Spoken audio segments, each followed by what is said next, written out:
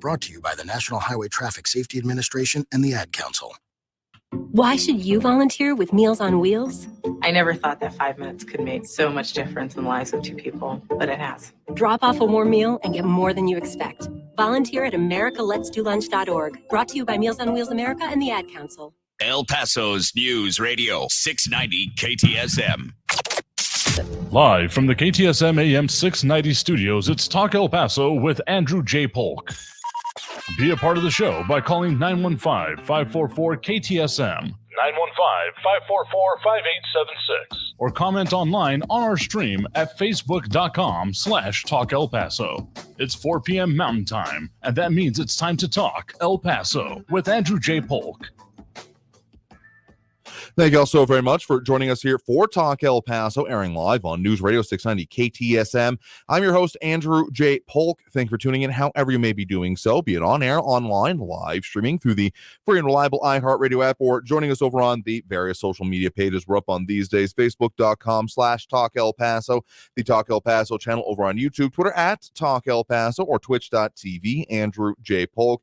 Lot of stuff we are getting to today, including some major updates on some of those continuing coverage stories we've been bringing to you. Of course, the immigration and border security issues we've been dealing with here in the borderland region, taking on their own new wrinkle as federal enforcement now announced being changed. Honestly, happened right after our show yesterday. I have this sneaking suspicion that, not that anyone's doing it in specific relation to the show, but that the big stuff happens like right after we're on air. It's been that way for a few years now, so my personal conspiracy theory, but we'll talk about that today to be dang sure. Title 42 coming back into effect for some of the, well, really sticky issues that the region has been dealing with. We've also got response from regional and even local elected officials on this and what this is expected to do and modify with the local response happening to this. Also, of course, a lot of stuff going on with elections and even further responses on there. And you've got some notes about what's going on with the teacher vacancies in New Mexico.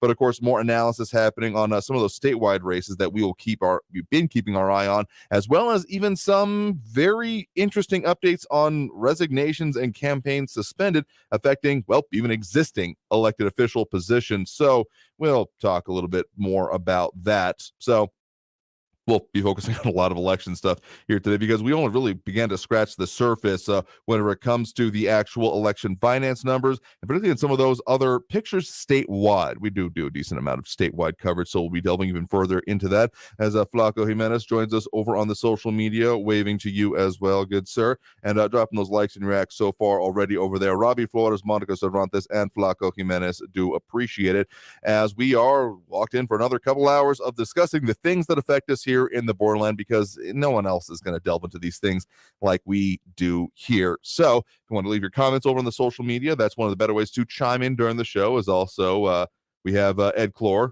chiming in or liking over there. Do appreciate that. Kathy Codry talking about, well, a related incident. Austin Redfern, good afternoon to you as well. Greetings, I guess more specifically.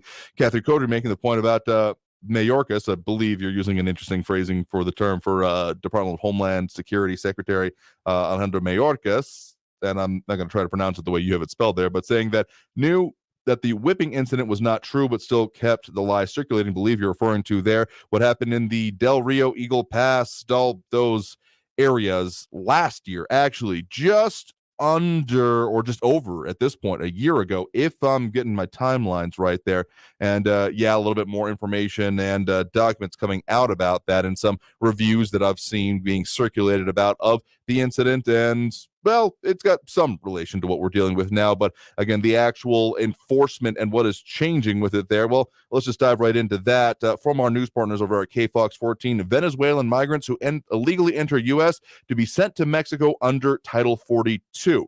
This is a literal change in policy. We've been talking about this for a minute now because, of course, the differences that have been being able to be seen when it comes to exactly how we have arrived where we are now. Again, if you want to go and check on the city's migrant dashboard, which is an interesting conglomeration of information and details on it there, still looks like we are potentially on track to be close to if maybe not necessarily surpassing, particularly with the action today, some of the community releases from previous weeks. The previous full week number 40 of the year, so read as last week, was about 6,800 releases in the community. And so far as of the data as of today, again, on the El Paso, Texas.gov/migrant-crisis, putting at 3732, so 3,732, and already some response going on that idea of Title 42 being involved in it. Apparently a little bit up on the daily charters, 11 daily charters noted as of today. That's up from, I believe it was at 8 or 9 yesterday. I think it was 9 the previous day, 8 yesterday, and now at 11 with 252 total charters having been sent out. And so a lot of interesting data and information coming out of that. And so as this response continues on, again, one of the, I guess, biggest problems, biggest hassles for the local response is the fact that usual methods didn't work. Again, as the city notes, they're pegging that this current migrant crisis, again, quoting directly from their page there, ongoing since 2018. Honestly, it's ever since I've been doing reporting in town, been at a low level in some way, shape, or form with dealing with people who have crossed the border and what the legal repercussions are afterwards from them, whether it is illegal entry being charged or there are asylum cases processing. There has more or less always been some level of response, but it rising to the level of note for the general public is where this is different, because essentially the local nonprofit community, guy kind of referred to it as the Annunciation House microcosm of organizations. NGOs, I know, has become more of a popular phrase, but that's where I first got introduced to this and saw what's kind of always been simmering underneath. Now, whether it's been at crisis level, I mean, 2018 is a decent peg point. It hasn't ever really been a focus in the area up until, well, these last 4 years. And the method of dealing with it locally was pretty much keep them moving. That was not any one slogan that I'm pointing to here, but it's kind of the mission statement and order of operations in one, because, you know, deal with immediate needs and make it so they can go to wherever their connections are was really the entire sum total of the efforts underway, whether it was the temporary housing, the meals being provided, the, you know, emergency services, medical care, temporary shelters, all of these things. As we also have Ida Beza Gardner chiming in. Hello to you as well. And Maria Kalman chiming in. Get to those other comments here to mention. And John Hertz, if I didn't mention that already. So the fact of that these the points of origin coming from Venezuela not having those same level of connections as those of Mexican points of origin or nearby, you know, Belize, Guatemala, El Salvador, etc., often had, again, the phrase sponsors is a little bit of a misnomer for me, but it's the one we seem to have landed upon. So, and it's not exactly like, yes, I have signed up to sponsor, or in the infomercials, not exactly infomercials, but the, you know, sponsor a child, those kind of ads that have been on late night / early morning TV since I can remember. Not sponsor in that way, but as a, yeah, they can essentially take over and not be requiring many other services for that. So going to where they've got a center of support, basically. And so the problem has been, and why this has really jammed up the local response, is A, they're showing up immediately in our area. That's one of those facets that did not exist in the previous even 5 years. But also the fact that there is none of those centers of support that they can even travel to. So that is why this big change, again, the Biden administration announcing yesterday, and a lot of different reporting on it that we can point to here, both from our news partners at KFOX 14, El Paso Matters, nonprofit reporting concern here in town, and even the Texas Tribune, saying that, again, the U.S. will be turning many Venezuelan migrants back to Mexico, quoting from the Texas Tribune here, subtitled, "The Biden administration is also creating a pathway to allow, quote-unquote, qualified Venezuelans into the country. Venezuelans have been fleeing their home country in record numbers, and the number crossing the U.S.-Mexico border has surged." Again, that surge has been seen, among other things, very directly in our area. But some of the statewide reporting on this is that, well, El Paso's mayor has actually been chiming in on this. Oscar Leeser talking in with our KFOX, our news partners there at KFOX 14, that the new policy from the Department of Homeland Security will provide, quote, much needed decompression, end quote, to us and here in the border city, which he said has dealt with the surge of migrants over the past few months.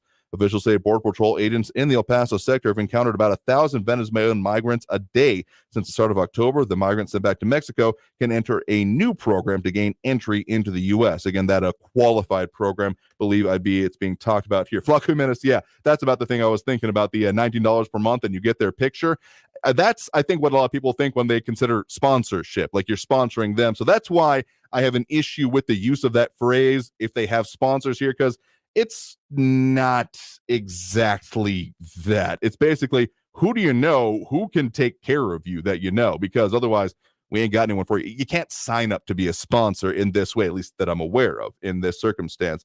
And Don Hurt saying connections, they have no connections, they are criminals. I mean, if you want to be pedantic about it, sure, there often are the factors of illegal entry going on to it here, but the fact that they may have family members, other, friends, or other ways. So just saying that, and I think if you're talking about B-52s fixing the border problem, sure, fixing one problem causing about 1,000 others, because if we start talking about actual military response involved with this, yeah, that would that's about the best way I could think to put that specifically. But more comments coming in, Barbara Carrasco and others on the line here adding their 2 cents, including one I want to make sure here. Maria Coleman saying specifically, former CBP officials do not believe the proposed Title 42 enforcement will be effective, stating the Venezuelans will attempt to cross the afternoon after being removed to Mexico. I think I got a typo there, but saying the next morning will present again at a port of entry, resulting in a revolving door.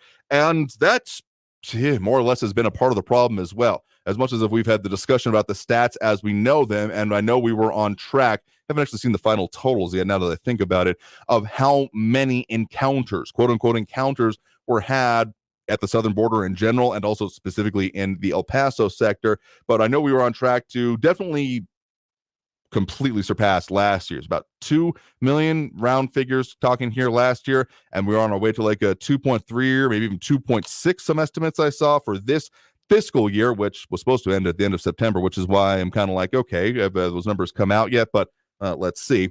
In any case, that would even serve to, if we are going to be having essentially a population that cannot, because, well, Mexico probably isn't going to be like, no, yeah, you can just go and, spread out within our country. That has absolutely not been their policy. Even when we did have the full, Migrant Protection Protocols, MPP, so-called Remain in Mexico program on place under the previous administration, my understanding from the Mexican official response, Mexican governmental response, was essentially, you're going to stay there and await your processing and not disperse out. We're going to essentially set up refugee camps, and maybe not even so much set up, but keep you in areas that we might designate as such. And if that's going to be the possibility here, not sure if this is going to actually solve much of anything, I think is part of the question, but also the issues that can then be happening right across there. I know that among others, the Bishop of El Paso and the Hope Border Institute are going to be providing about $100,000 worth of aid for shelters, emergency needs in Ciudad Juarez. So this might be going back to a little bit before, like what will happen before this administration, honestly, because if it's going to be just a keep them over there, it's going to be causing issues within the city to the south of us.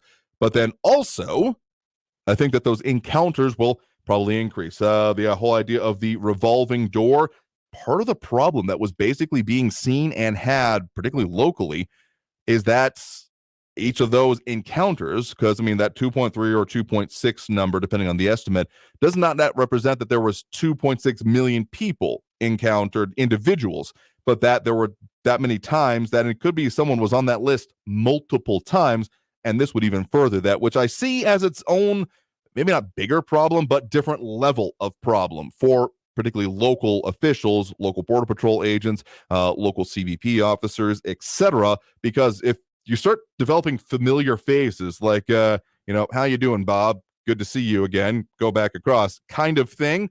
Yeah, that I would imagine be a little bit demoralizing among many other things. But, and Maria Coleman asking kind of one of those underlying questions and how complicated and interconnected all of these issues are, asking the government of Venezuela is so oppressive. Why is the administration negotiations to buy their oil? Yeah, That's a good one here. And John Hurt's apparently surprised that I know what a buff is. Big, ugly, fat. Not going to say the last acronym, but yes. I read a lot of stuff, guys. Come on. Anyway, we got to take the first break of the hour right now. And coming back after this break, going to be talking a little bit more about some of the elections stuff, because as much as, and probably more about this immigration situation, because there's a whole lot more to be seen and more local response that we can discuss as well. So all of that and more coming up after this break. So stay tuned. More Talk El Paso after this break here on News Radio 690 KTSM. I am your host, Andrew J. Polk. Comments coming in over on the social media phone lines a little bit later as we do. In any case, stay tuned. Don't go anywhere. Back after this break.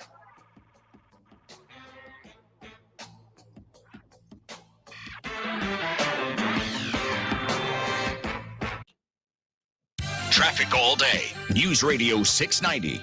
Most of your El Paso freeways are crash-free right now. Eastbound Transmountain at Kenworthy, an accident with police on the scene. Southbound Mesa Street at Sunland Park, an injury accident. Crash with injuries, Montana Avenue, downtown at Stanton. And police on the scene of a crash, Pullman Drive, north of Rojas at Henry Brennan. Kerry Edwards, El Paso traffic. News Radio 690 KTSM and Scott Heating and Cooling want to provide a local veteran with a heating and cooling system upgrade. Tell us about a deserving veteran you know who would benefit from a free new refrigerated AC unit. Who are they? How have they positively impacted you, their families, and the community? Nominate a veteran you know today at ktsmradio.com. This report is sponsored by Red Pilled America. Tune in this week for the conclusion of Red Pilled America's 10-part series on Richard Nixon. You won't want to miss it. The similarities between past and present are astonishing. Listen to Red Pilled America on Apple Podcasts, Stitcher, iHeartRadio, or wherever you get your podcasts. That's Red Pilled America.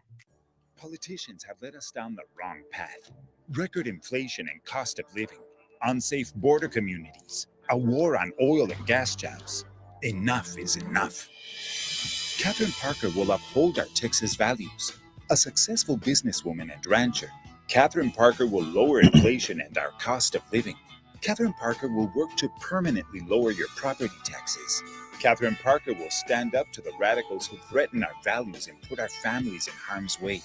Catherine Parker will secure our border communities and fully fund border security. Catherine Parker will stand with law enforcement and against those who want to defund our police, because our communities deserve to be safe.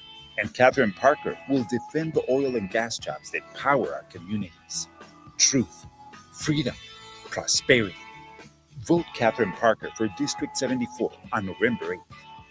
Political ad paid for by Catherine Parker Campaign. iHeartRadio Earth is here with little tips for a healthier planet. October is Energy Awareness Month, and with the blustery winds of fall beginning to move in, it's a good time to assess your home and make sure you're ready for the season's cooler temperatures. The most cost-effective way to reduce energy waste is to find drafty doors and windows and seal air leaks. Brought to you by iHeartRadio Earth and the National Environmental Education Foundation. To find more tips for smarter, sustainable living, or to take action in your own community, go to iHeartRadio.com/Earth. Smith & Wesson is committed to empowering Americans, no matter what. With inflation hitting everywhere, we've decided to make a change. Now, you can buy a Smith & Wesson Shield Plus, our most popular concealed carry firearm, at an all-new low price, $100 off MSRP. We're absorbing the costs and passing along the savings to you, so you don't have to compromise on personal security. Visit smithandwesson.com to find a Shield Plus near you. Smith & Wesson, always expect the best. News Radio 690 KTSM. Live from the KTSM AM 690 studios, it's Talk El Paso with Andrew J. Polk. To be a part of the show, follow on Facebook at facebook.com/Talk El Paso. Now here's your host, Andrew J. Polk. Thank you all so very much for joining us here for Talk El Paso, airing live on News Radio 690 KTSM. I am your host, Andrew J. Polk. Thank you for tuning in however you may be doing so, be it on air, online, live, streaming through the free and reliable iHeartRadio app, or joining us over on the various social media pages we're up on these days, Facebook, YouTube, Twitter, and Twitch, either under Talk El Paso or Andrew J. Polk. Some more people chiming in there, including Eric Von Holstein-Rathlau, John Hertz, Maria Coleman, Kathy Codry, RJ, Flaco Jimenez, Barbara Carrasco. Clarify your point there if you don't mind, because we get the comments coming in through there. So, Austin Radfern, Flaco Jimenez, if I didn't say that right, dropping those likes and reacts. Let's put it that way. Calvin Williams, Ion Graham, Ida Beza Gardner, James Holmes, Ed Clore, Robbie Flores, Monica Cervantes, and Flaco Jimenez. we do appreciate those because of all the algorithmic things. It does means that it shows up better online, is what I'm really saying there. In any case, a lot we're delving into today. Of course, a whole lot more fallout and change is expected when it comes to that change in the enforcement of Title 42. Yes, if you thought that that program was effectively dead, you may not have been entirely mistaken, but apparently being very much renewed in the area, with again coming in not too long after our show yesterday. Honestly, I was seeing it as I was stepping out of the building. That yes, the Biden administration announcing that they are going to be utilizing that in relation to the Venezuelan surge, point of origin that we've been seeing previously not allowed, announced yesterday, and specifically that pathway for the quote-unquote qualified Venezuelans, as many as 24,000, which would be not quite as many, I guess a little not necessarily delineated exactly this way over on the city's migrant crisis dashboard, but that would be, let's call it the majority. If this were to be considered, all of that could apply for that. But again, it's not necessarily broken down by point of national origin. But there's also been, as of this week, a bit of a higher CBP in custody 7-day rolling average. So it leads me to believe that we might be on track to surpass the community releases as of last week. But I guess we will have to see how exactly this program is getting enforced. So wanted to get a little bit more into some of the local response here, among other things. Of course, Mayor Oscar Leeser's statement saying that we have been working with the White House and all of our partners throughout the country to manage the migrant surge we have experienced in the last few months. That includes our region's elected officials, federal law enforcement agencies, NGOs here and elsewhere, partner cities, our city departments, and many others. And so we had more of his. He says he spoke with the Secretary Mayorkas as well and will continue working with our partners. But some of the agencies that, of course, have been doing some of the response to this is interesting to me as well, including John Martin, Deputy Director for the Opportunity Center for the Homeless, saying specifically that they remain committed to its mission to help anyone without distinction, irrespective of race, nationality, language, or creed, and they will continue doing this. And, of course, according to CBP, well, a lot of more details there. If you want to see the full story over from our news partners there at KFOX 14. But also some other comments coming in. Maria Coleman saying that the announcement of returning Venezuelans to Mexico could be a ploy leveraged to persuade Venezuela to sell the U.S. oil. Then we'll accept more Venezuelans in exchange. I don't necessarily know that that's... I mean, I can see where you're coming from there, but given the tact and tenor of the Venezuelan government, I think that... if anyone's leaving, they're kind of like, at the very least, at this point in time, it kind of seems to me that it's like a don't let the door hit you on the way out. We don't want you anyway. Kind of mentality I'm getting from there, particularly since there's the whole, current president versus the president that we declared to be the president of that. Yeah, it's a fraught recent history. So whether or not this is actually to do anything with relations to Venezuela, yeah, again, I could see that being a point to be made, but I'm not sure if this would be the most effective way to do it, as there is still talks about, yes, the use of oil, but also more than a little bit of analysis I've been dealing into, and how ever since Maduro and Chavez, actually, who is still in a lot of murals, at least in some of the coverage I was seeing, the actual ability of the oil industry in Venezuela to not even just the quality of oil, as came up yesterday, but the actual just sheer production amount numbers has been severely degraded. It may take, like some of the estimates I saw, 5, maybe even 10 years to get back to fully where it would need to be to fill in some of the gaps, so to speak. And Eric von Holstein-Rathlau saying if there only was a way to produce oil here, similar-ish problems, but not exactly on the same order of magnitude. I think it would be on the order of months, if not like lower amounts of years. But it's kind of you got to be able to have it online before you need it and not have it, as opposed to have it and not need it, backwards, other way around. And I guess we don't have it and we need it right now, and that's part of the problem. And why, yeah, as much as I said yesterday, needs must when the devil drives, why we'll let him get into the driver's seat in the first place, I have no idea. That's going to take us through that next break right now. Coming out of this break, getting more into the elections things, because we've even got some local updates, including a notable dropout and even resignation from current position, what that might mean for, some of these crowded races. So and more comments, of course. So stay tuned. More Talk El Paso after this break. You're on News Radio 690 KTSM. I am your host, Andrew J. Polk. Comments coming in, and we'll keep those going. Phone calls a little bit later. So all the things that we do at this point during the show after this break on News Radio 690 KTSM. Don't go anywhere.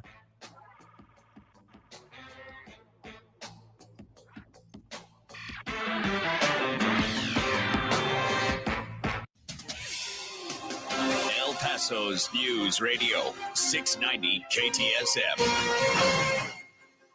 I'm Selena Madrid with your CBS 4 News Update. An El Pasoan who is working as a Dallas police officer is dead after being hit by a wrong-way driver. Dallas police say Jacob Arellano was on his way to work yesterday when his vehicle was struck by the wrong-way driver. That collision then sent Arellano's car into another traffic lane where it was hit by a semi-truck. Police believe the wrong-way driver may have been intoxicated. Arellano, who used to play for the NMSU Aggies football team, was only 25 years old. He leaves behind a girlfriend and a baby boy. We're also learning new information about the suspected murder of a NMSU student last month. Investigators believe the suspect was her boyfriend, who then killed himself. We looked at the call log between New Mexico State police officers and dispatchers. The transcripts reveal how Emilia Rueda likely died. Responding officers said she was stabbed in the chest. They were called to check on her after she didn't show up for work. The call log mentions the boyfriend's body was also found in the apartment, but it did not say how he died. News Radio 690. Traffic all day. Most of your El Paso freeways are crash-free right now. Eastbound transbound at Kenworthy, an accident with police on the scene. Southbound Mesa Street at Sunland Park, an injury accident. Crash with injuries, Montana Avenue, downtown at Stanton. And police on the scene of a crash, Pullman Drive, north of Rojas at Henry Brennan. Carrie Edwards, El Paso traffic.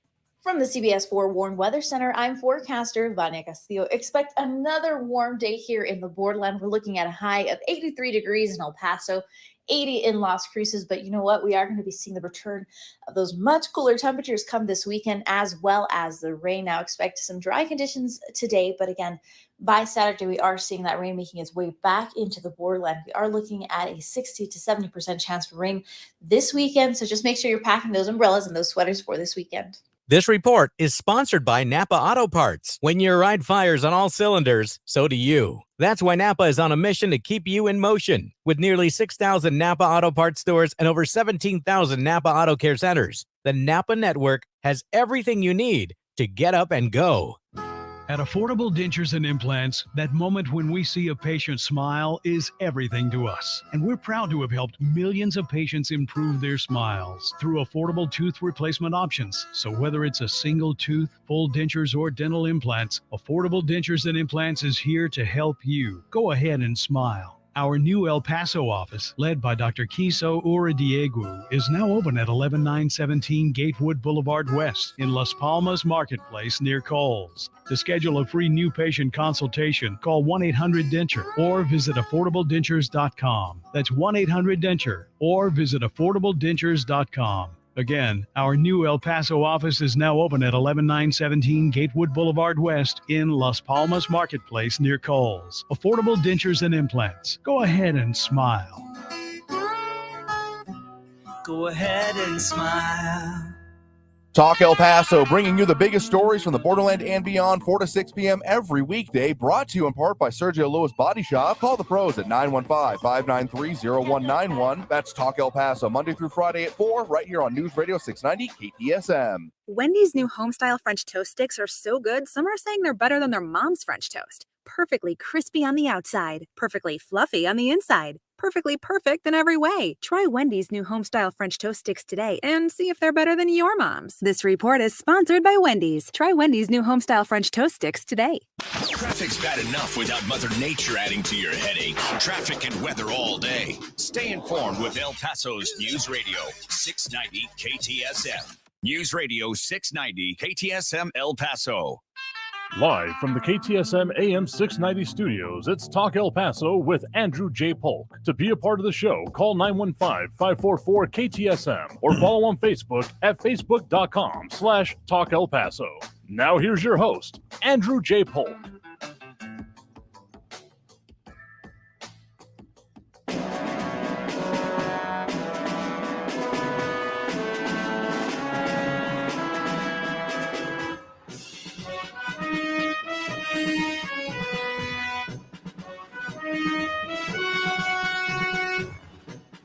Of course, elections are going to be something we're going to be dominating in our coverage for the next, give us take a month, but probably a bit longer than that, maybe not as dominant afterwards. But we got a lot of races on the local ballots and a lot of analysis coming out about it, including, of course, some of the focuses on specifically efforts going on, not exactly in our area, but more statewide in the congressional districts 15, 28, and 34th.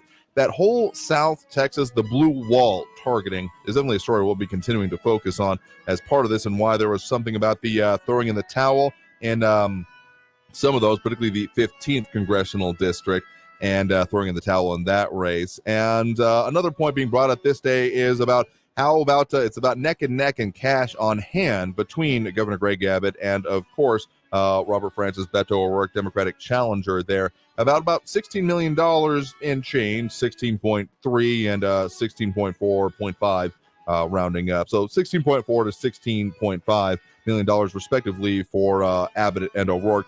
Getting explored a little bit further today, but even on some of those down ballot, but still top of the ballot races, there's a lot to be looked at there. But wanted to talk about one of the local ones that's honestly came as a little bit of a surprise to me, among others. It has actually been that Freddie Cleo Avalos has resigned from both his EPISD board and suspending his campaign for the city as sold in the money now. And yeah, the money is definitely a part of it here. In a statement they has put out saying that, quote, "I have set a new set of challenges in my personal life that will prevent me from being able to entirely focus on EPISD or a political campaign," according to the coverage from El Paso Matters. And of course, Cleo Avalos, a previous guest on the show here, in his position as a board member for the El Paso Independent School District, but not too sure as that, because the school board position is actually supposed to run through May of next year. And now the question remains there whether there will have to be an election or just a replacement selected for that. And it'll be up to the board to decide next meeting on October 18th whether to appoint someone to fill the remainder of the term or wait until May for voters to determine their next representatives. And it's an interesting update coming out of there. Kind of one I didn't totally expect, but given how there are some very crowded fields involved in this, I do believe, if I'm not mistaken, not pulling up here in front of me immediately, have to look it up here in a minute. Want to say that it was part of the District 1 race. Again, if I'm not totally mistaken, mentioned that a little bit more. And so make that a little bit slightly simpler, if not exactly simpler. Yes, correct. He was one of the 7 candidates for vying for the City of El Paso District number 1, which, of course, the current sitting representatives, I do believe, is termed out of now, Peter Swarzmine. So, I always say the wrong one. So that's happening and changing up some of those things. It shakes up a little bit, but not necessarily totally entirely. I'll just say, of the amount of campaign signs that I've seen driving around that district, I believe I'm still a voter in District 1, if I'm not mistaken. And so that's more or less my stomping grounds, and been seeing a lot of signs for others. Haven't really seen any Cleo Avalos, but whether or not that actually was a more of a feature or not remains to be seen. Well, of course, now they'll fall off. So whether or not you're actually paying attention and planning to vote on that, you better be, because of course the time to actually register to vote in this election has already passed. Better make sure you're going out and do it. But interesting more coverage coming, of course, from El Paso Matters on this, including chiming in on some of those elections we've been talking about and had guests on already for, including Justice Jeff Alley, Republican, for the El Paso-based 8th Court of Appeals, also profiling some of those other races that we have talked about previously, having spoken with both of the now nominees for the County Commissioner's Precinct 4 seat. Of course, that's the one that had been held by Commissioner Carl Robinson until his defeat by Sergio Coronado in that election. Of course, have some plans to continue our coverage of that race as well. Speaking, of course, with Blanca Trout on the Republican side of the ballot. And there's been a little bit out there on exactly what has been going on within the body that both of those candidates currently sit on. I know it's a little bit of a weird one, and I don't think we really explored this when we had those candidates at that point in time on air, that they both currently sit on the Canutillo Independent School District's board. and there's been more than a little bit of a kerfuffle and even of a censure or so being talked about for participating in a campaign or so. And a question coming in specifically, Austin Redfear, and asking, is there a website I can go to where political contenders and their opposing views and platforms are all shown side by side? Make decisions much easier to make. Kind of. I know that's going to be an unsatisfying answer, but I know that particularly as we get closer to Election Day, I fully expect that other local reporting concerns such as El Paso Matters, El Paso Inc., probably the El Paso Times, etc., will be putting out like voter guides, probably not until we're like right on the cusp of early voting. So not yet, but again, probably. And whether or not it's totally comparative or whether it's like what do you actually vote and value for? What are your plans for office? So we're going to kind of get into that. So you'll kind of get an aggregate as best we can anyway through all of the interviews we'll be bringing for you. But there's not really a whole lot. One of the better ones that doesn't really drill down into local races, but as you get higher profile, higher level, either whether it be statewide, national, of course, Ballotopedia is one that I reference a decent amount, even if for just kind of general information and background, whether or not it actually shows off their positions. Campaign websites are a decent way, but of course, not all of the candidates, particularly in the very local races, always have them. So that's why we're going to be doing our best to try and bring you the policies and positions that they have. And yeah, part of it that absolutely it only works with people if the candidates update them. And Robert Gable chiming in over on the Twitter or YouTube page saying, don't forget that there's the debate in Chaparral for the district reps for the area of State House, I do believe, for Southern New Mexico. I'm going to be headed out there more or less right after the show today because they didn't invite me to be a moderator out there. Unfortunately, we're, of course, on air right up until the event happens, and I can't teleport yet. Someone has a teleportation machine that won't turn me into goo. Please let me know. It'd make my life so much easier. But yeah, we'll be trying to do it. And well, Ida Beza Gardner sharing her campaign website. Do appreciate that. Honestly, it's kind of dependent in this day and age on your Google foo, how well you can find out the candidates, and also ultimately, you know, how good their website is, because it's a good idea to make sure that you're actually putting your information out there on what you're running on. Voter information, yeah, ever so slightly important to it. Eric von Holstein Rathlow in a different vein saying, we don't have enough Republicans running for office in El Paso, so it's incumbent on us to choose the most conservative Democrats who are running, but it's difficult to find out who that is. Yeah, interesting point to be made. Again, one that still kind of irks me. Again, if you even just look on the, okay, not the city ballot, but the state of Texas and county of El Paso ballot that you can see for yourself once you click on the current election over on epcountyvotes.com. That's a decent starting point for you if you're really trying to figure out, okay, what am I even going to be voting on? And irks me every time I look at it. And this is not in relation to any candidate or anyone mentioned on this list, but the list of, again, unopposed candidates declared elected, 2 full pages of all of them is one Republican on that list, Judge, Court of Criminal Appeals, place number 2, Mary Lou Keele, but the rest, unless my eyes deceive me, are all Democratic candidates. So the fact that there's no challenge in those places, yeah, I don't like, and don't like that is how this has been happening locally. At the very least, it gives those who are maybe neophytes to political involvement and seeing it as like, well, why should I bother getting involved? They're all going to get elected anyway. And that is, this is not me speaking sincerely. Let's just make that perfectly clear. But I can understand how someone would get that idea.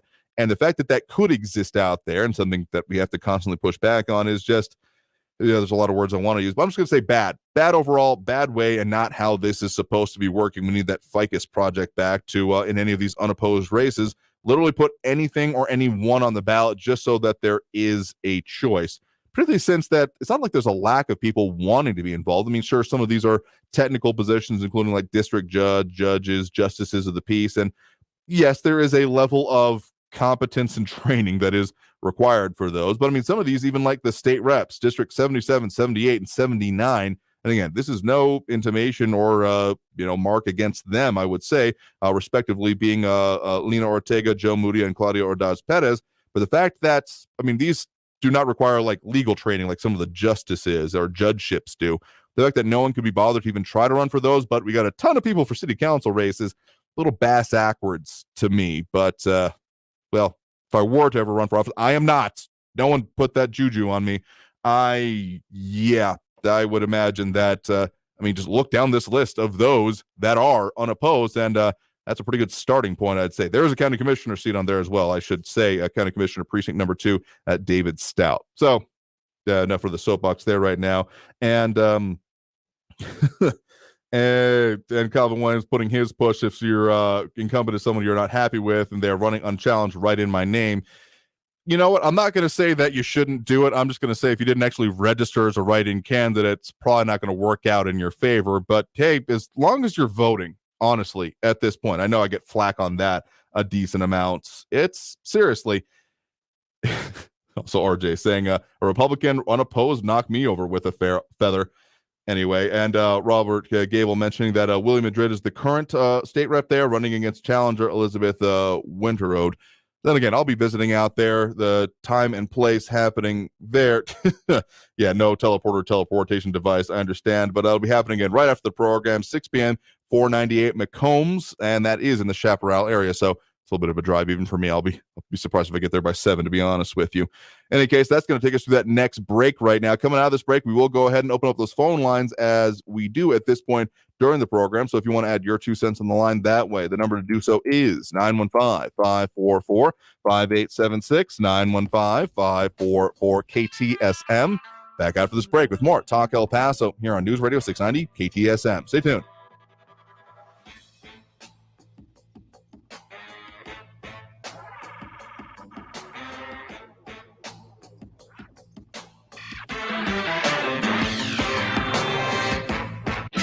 Traffic all day.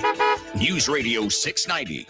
El Paso Freeway is looking pretty good. We got cleared accidents on the I-10 westbound after Red. All lanes are open there with no delays. An accident from earlier, Trans Mountain eastbound at Kenworthy is cleared with all lanes open. Injury accident, Oregon at Kirby Avenue. Try Schuster or Mesa Street as alternates. And an injury accident, Rich Bean Boulevard northbound at Zaragoza. Kerry Edwards, El Paso traffic. This report is sponsored by Kelly Blue Book. Kelly Blue Book Instant Cash Offer is an official offer to buy your car. Enter your vehicle ID info, answer some questions, then get a no-obligation offer to sell or trade it. Then choose a dealer to purchase your car. Schedule a time and drive away with confidence. For all of the its, kbb.com it. Hi guys, it's Andrew with Northbrook Medical Clinic. Are you struggling with erectile dysfunction and sick of the pills? Well, we now have a major medical breakthrough you are going to want to hear about. The wave technology at Northbrook Medical uses gentle pressure waves to repair and open up blood vessels.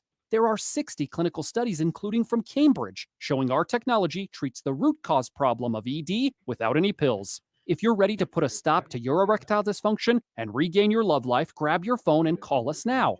You'll qualify for the assessment, the exam, even the blood flow ultrasound, if you can believe it, totally free. And to the first 10 callers now, you'll get a gift that can produce powerful and rapid results in the bedroom. You're going to love that, trust me, guys. This is a $650 value free to callers now. 915-529-9000. That's 915-529-9000. Guys, put a stop to your erectile dysfunction and get your love life back. Call Northbrook Medical Clinic now to qualify. 915-529-9000. Politicians have led us down the wrong path. Record inflation and cost of living, unsafe border communities, a war on oil and gas jobs. Enough is enough. Catherine Parker will uphold our Texas values. A successful businesswoman and rancher, Catherine Parker will lower inflation and our cost of living. Catherine Parker will work to permanently lower your property taxes. Catherine Parker will stand up to the radicals who threaten our values and put our families in harm's way. Catherine Parker will secure our border communities and fully fund border security. Catherine Parker will stand with law enforcement and against those who want to defund our police, because our communities deserve to be safe. And Catherine Parker will defend the oil and gas jobs that power our communities. Truth, freedom, prosperity. Vote Catherine Parker for District 74 on November 8th. Political ad paid for by Catherine Parker Campaign. Recycle your old technology free during Staples Free Tech Take Back. Items like old modems, mice, and mobile phones, or cables, calculators, and camcorders. Staples Rewards members get $5 back in rewards. Exclusions apply. Limit 1 reward per month. Visit staples.com/recycling. Recycle at Staples. El Paso's News Radio 690 KTSM. Live from the KTSM AM 690 studios, it's Talk El Paso with Andrew J. Polk. To be a part of the show, call 915-544-KTSM or follow on Facebook at facebook.com/Talk El Paso. Now here's your host, Andrew J. Polk. Thank you all so very much for joining us here for Talk El Paso, airing live on News Radio 690 KTSM. I'm your host, Andrew J. Polk. Thank you for tuning in however you may be doing so, be it on air, online, live streaming through the free and reliable iHeartRadio app, or joining us over on the various social media pages we're up on these days, facebook.com/Talk El Paso, one of the main ones, and a lot of comments coming in there, along with, of course, the Twitter, YouTube, and Twitch.tv. Twitter's more of like a DM and response tweet kind of thing, so we can't pop that up on screen as easily, but try to at least be involved with them and respond back to them, at least mention them on air, so to speak. So, yeah, whatever works best for you, again, is the sum total. But, of course, we do have that phone line open, full up already, as often happens. That number, of course, to call if you want us, try to squeeze on the line that way, is 915-544-5876, 915-544-KTSM. Kicking off here, we do have Frankie and Messi on the line with us here right now. Frankie, thanks for joining us. All right, hot diggity dog. Let's buy the popcorn and store up on extra beer. Oh boy, the Donnie Dotard doofus is getting shot down 14 different ways this Sunday, and then that horrible, disgusting Cuban, I don't even like calling him a Cuban, Alex Jones got hit with $1 billion justifiably for his insane rhetoric and stuff like that. And then that gal, that poor gal who decided to hook up her horses to the Donnie Dotard, Christine Bobb, is now turning state's evidence against them with the FBI. You cannot be serious. This is a wonderful, wonderful day. That's my opening rant. Of course, referring to there what has come out as of today, of course, that in the last hearing of the public hearing, at least scheduled anyway, of the January 6th committee, that they have voted to subpoena Donald Trump. I've been saying for a minute now that I think it was a grave tactical error on the part of national Republicans to kind of completely boycott the committee. Like, I get the reasoning behind it. They were essentially saying that, well, we want to say that it's illegitimate. It's not, doesn't have true, actual bipartisan support and involvement in it. And yes, I know there's arguments also to be made about, well, they weren't allowed on. But honestly, I mean, if they wanted someone on there, probably could have been, without knowing some of the exact like backroom deals, whatnot. But them, essentially, the posture that came down from is we're not involved, and therefore we can decry it as illegitimate or not truly geared as it's supposed to be. And I still say that that's a tactical error because it allowed for things like this. Whether or not this would have been pushed through, it still could have at least been on the record that no, there are no votes to this, as opposed to the nigh unanimous, I do believe that it was. And also during all of the hearings, there was no alternate viewpoints being expressed, which is essentially the point of congressional hearings like that, is to, well, explore things, kind of. It's not really investigation, so it's just viewpoints being expressed from those, and political points usually being made by those in the seats on that committee. So by not being involved in that, I don't think it's really served those interests very well, what I imagine they would have anyway. Again, not privy to their logic or knowledge. I will say this, as much as I have said that, this has not met the level of investigation that I'd like to see into what happened into January 6th. It has been a lot of pontificating and a lot of statements being made and not necessarily actual uncovering of details.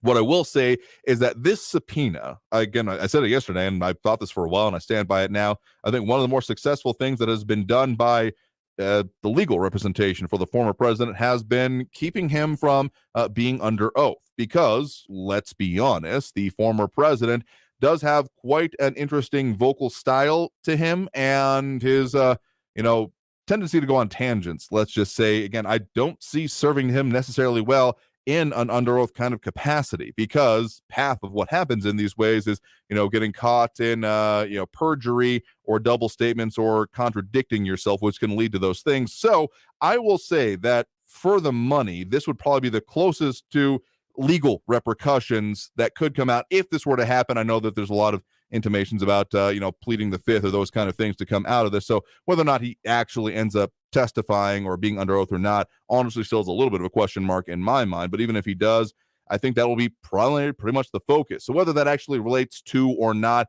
any of the other much larger and more impacting kind of situations or charges that have been alleged, not really qualified to comment on that. But I would say that I think that probably the focus of this would be to catch it in perjury. That's what my estimation at this point in time is going to be.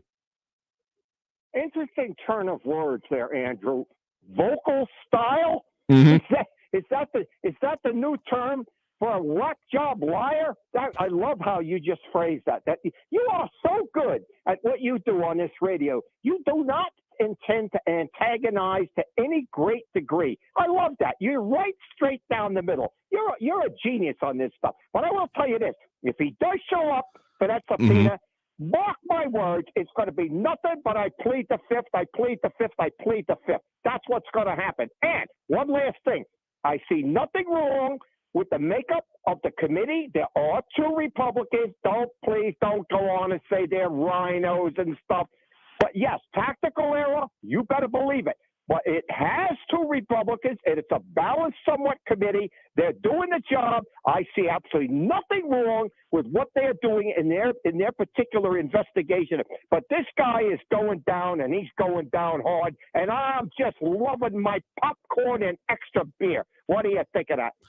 Well, I hope you have a good time with it. We'll, of course, be watching in our own ways to see what the outcomes of it are. Again, the thing I'll be watching the most for would probably be, honestly, similarly what happened with former President Clinton in terms of under oath statements. And of course, I mean, his impeachment, his proceedings and those rights, I mean, we're somewhat involved with, the adultery and those kind of things, but mostly for lying under oath. So I think a very similar kind of playbook could be done there. Though, of course, I still have the ultimate question of if someone has already left office and the ultimate outcome of impeachment proceedings or those kind of investigations would be for removal from office, isn't that still a moot point? So maybe a similar-ish, but if modified playbook from that is what I expect to maybe start getting rolled out, depending on how this is.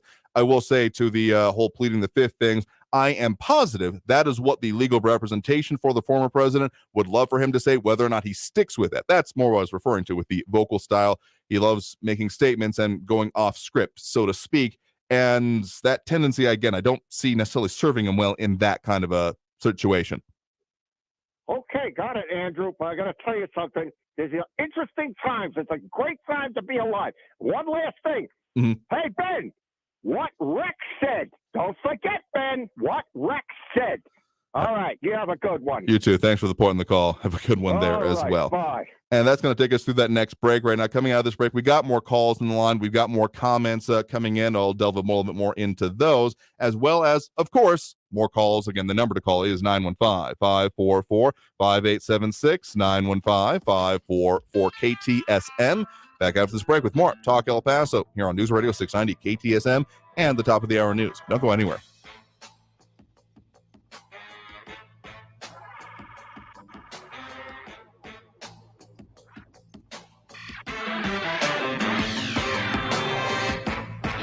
Traffic all day. News Radio 690. El Paso freeway's looking pretty good. We got cleared accidents on the I-10 westbound after Red. All lanes are open there with no delays. An accident from earlier, Trans Mountain eastbound at Kenworthy is cleared with all lanes open. Injury accident, Oregon at Kirby Avenue. Try Schuster or Mesa Street as alternates. And an injury accident, Rich Beam Boulevard northbound at Zaragoza. Carrie Edwards, El Paso traffic. Integrity, proven experience, hard work, passion. These are the qualities we get by keeping Justice Jeff Alley at the 8th Court of Appeals. He graduated in the top 10% of his law school class, practiced law 29 years in El Paso before coming to the 8th Court, where he has been for the last 8 years. The only candidate in this race who is board certified in civil appellate law, a principled conservative who fairly applies the law as written. We need to keep Justice Jeff Alley. Political ad paid for by Justice Jeff Alley, in accordance with the voluntary limits of the Judicial Campaign Fairness Act. There won't be much substance on your news feed until you add us. Just like us or click on the link at kcsmradio.com. Attention Medicare beneficiaries. Annual enrollment is from October 15th to December 7th. This is the time to select a Medicare Advantage plan and start enjoying great benefits. Part C plans can help you add vision, dental, hearing, prescriptions, gym membership, and some plans can even help reduce the cost of Part B. If you are new to Medicare or just need to renew, Medicare Prepare is here to help. Visit them at 10295 North Loop Drive or call Medicare Prepare at 915-626-5113. In-home appointments available. Always just minutes away from the latest news around town and around the world. It's important to know what's going on, especially around the world. News Radio 690 KTSM. News on the hour and the hat. Traffic and weather all day. News Radio 690 is KTSM AM El Paso, an iHeart radio station. NBC News Radio, I'm Brian Shook. The committee investigating last year's Capitol attack is voting to issue a subpoena to former President Trump. During today's hearing, the Democrat-controlled panel concluded Trump was the driving force behind the Capitol riot. Trump can refuse to comply with the subpoena. Meantime, a tip to the Secret Service says the Proud Boys' plan was to literally kill people during the Capitol riots. The Proud Boys and others did lead the assault on our Capitol building. California Democrat Adam Schiff said at today's House January 6th hearing it was obvious the Secret Service was expecting violence at the Capitol that day. Members of the jury are speaking out after confessed Florida school shooter Nicholas Cruz was sentenced to life in prison. Jury foreperson Benjamin Thomas told CBS 4 there was one person on the panel who said they opposed the death sentence. He went on to say he feels bad about the verdict, but it represented the majority opinion. New details are coming to light on the controversy surrounding leaked audio from members of the Los Angeles City Council. Matt Mattinson reports. The Los Angeles Times reports it's not known exactly who made the recording of a conversation last year, which included council members Nuri Martinez, Gil Cedillo, and Kevin De Leon. But it was noted that the recording was actually posted on Reddit last month. The post was eventually removed by the social site after a moderator said it contained unsourced claims. However, earlier this month, it was shared on Twitter, and that's when it got attention. I'm Matt Mattinson. The migrants who were flown from San Antonio to Martha's Vineyard will likely get to stay in the United States for the long term. Their attorney is pressing for what are called U visas. They're reserved for the victims of a crime. Rachel Self says that the sheriff in San Antonio has signed off on the certification. You're listening to the latest from NBC News Radio. A new report from the New York City's Comptroller Office shows Superstorm Sandy recovery funds are going unspent. Comptroller Brad Lander says New York City has only spent $11 billion of the $15 billion federal dollars aimed at Sandy recovery. 10 years in, we are, broadly speaking, a little bit of more than 2/3 of the way through the federal funding. The city has only spent 13% of its capital funds on resiliency infrastructure, and some of these projects could be finished as far out as 2030. We are just moving too slow. The comptroller's report suggests creating a citywide capital project tracker to ensure accountability. I'm Natalie Migliori. Former President George W. Bush and his wife Laura will be honored on World AIDS Day. The U.S. Global Leadership Coalition announced the former first couple will be in Washington, D.C. on December 1st for an event. The group says it'll pay tribute to their extraordinary leadership in launching PEPFAR 20 years ago. That stands for the United States President's Emergency Plan for AIDS Relief.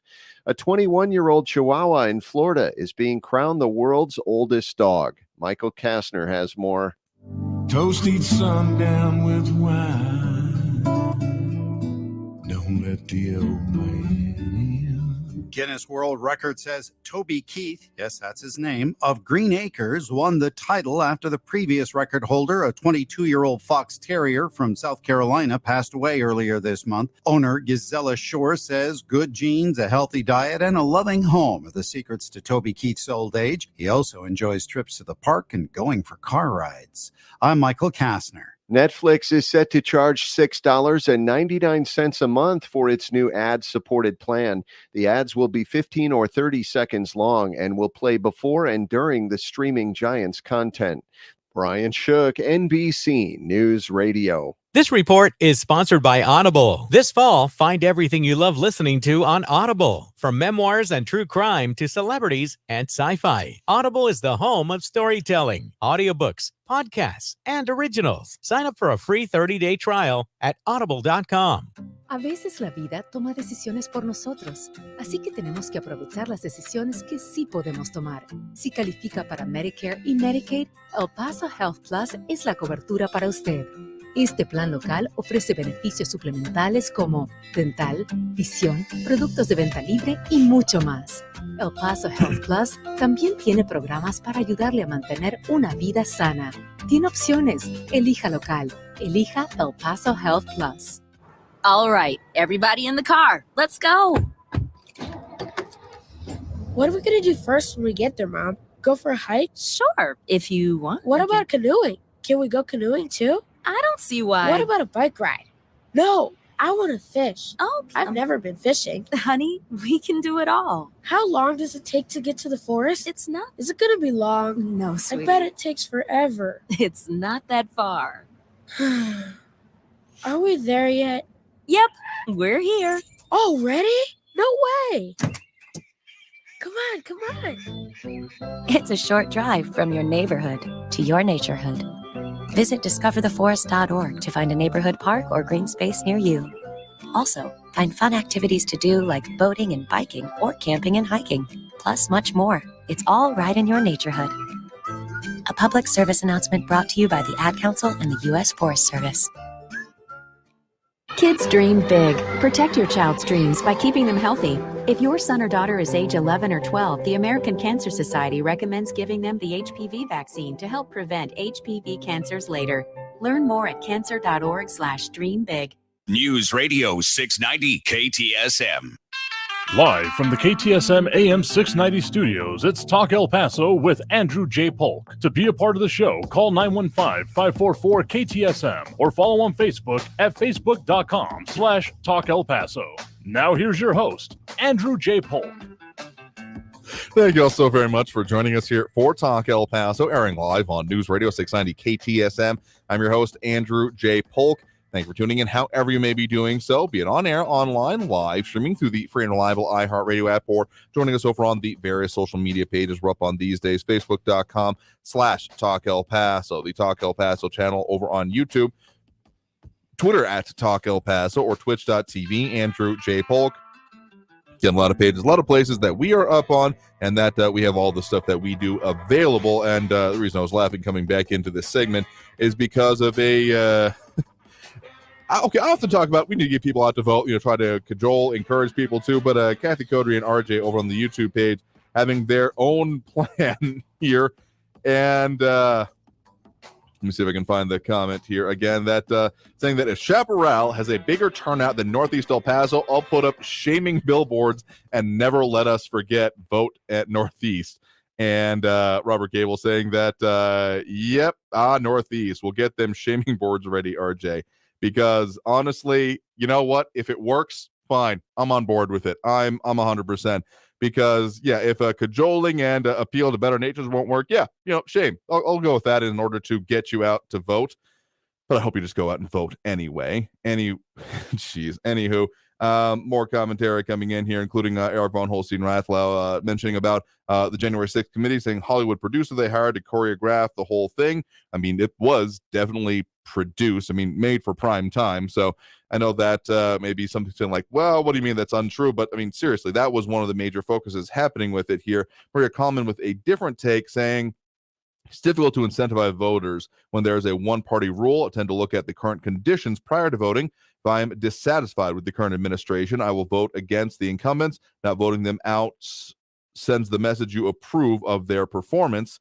That's kind of essentially what it comes down to when it actually is, well, what are we expecting during these midterms? Of course, you can't vote on the administration itself in this upcoming election because, well, they're not on the ballot this time around, but by proxy. And that's why, I've been doing active political coverage ever since the first midterm of the Obama administration, and that happened to be the Tea Party wave, if we're going to peel back the pages of time here a little bit. Not too long ago, but it feels like, geez, it's only a decade or so ago, but it feels like a generation ago at this point.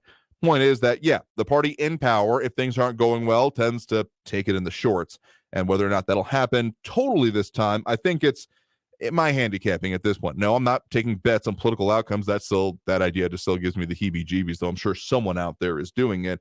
But the idea of there being enough seats lost to make a difference, I think, is the real question up at issue this time around. So that's what we'll keep talking about, the elections. And, of course, many of the different congressional races that are happening in our area. We got three within our listening area. New Mexico second, the southern New Mexico district that was re-looking at the maps today actually extends a lot further into central New Mexico, Albuquerque area, outskirts, really, than I realized previously. Redistricting happened, so, of course, things got shifted a bit. And then, of course, we've got the Texas 23rd Congressional District encroaching on the far east outskirts of El Paso County. And again, even seen billboards for some of the candidates involved in there, including, of course, the incumbent Tony Gonzalez, not to be confused with El Paso City Manager Tommy Gonzalez.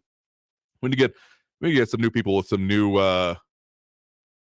initials in these races here, just saying. In any case, that race actually being advertised within El Paso, which is interesting and an interesting development to me. And then, of course, the Texas 16th Congressional District, of which we have had more than a couple people talk about here, including, more specifically, going back to the phone lines now. Again, full up at the moment. That number to call is 915-544-5876, 544 KTSM. We do have Barbara on the west side here with us right now. Barbara, thanks for joining us. Hi, Andrew. Thank you for taking my call. Mhm. I wanted to talk a little bit about this agreement with Mexico. Mm-hmm. You know, when I first read about it several days ago, according to Reuters, the Biden administration was quietly pressuring Mexico to take back Venezuelans, Cubans, and Nicaraguans that we wanted to expel. And so yesterday, it turns out they narrowed it down just to people from Venezuela. There's no amount, how many Venezuelans they'll take, the duration of the program, absolutely nothing on that. But there will be an exchange of 65,000 temporary non-agricultural visas, and which President from Mexico says 20,000 are going to Central America and Haitians. So is this going to fail? Absolutely. Why is it going to fail? Under Biden, illegal immigration is the highest it's been in 97 years.